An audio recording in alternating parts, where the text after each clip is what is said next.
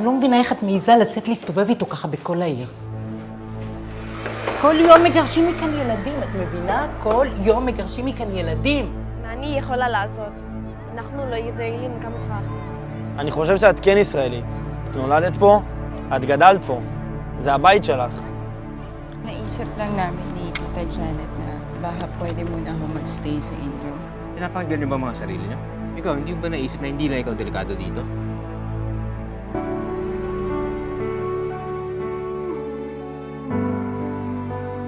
אבא, איך אפשר להיות יהודי? נולדים לזה. pero ikaw kamukha at ang Filipini. אפילו אם נולדת פה בישראל. לפעמים אני חושב שאני לא פיליפיני. מה, אתם לא חושבים שזה מקום נחמד לבקר בו? אני לא חושבת שהפיליפינים זה הבית שלנו. Anong hirap sa'yo, sarili mo lang iniisip mo eh. Ano ba talaga gusto mo? Bakit pa ako lalaban? Kung sa huli sila rin masusunod. Hindi mo ba naiintindihan ng sitwasyon? Paano kung i-deport ka? Hemlo! Hindi ka sigurado dyan! At Filipinit! At ha Filipinit, ani Israel!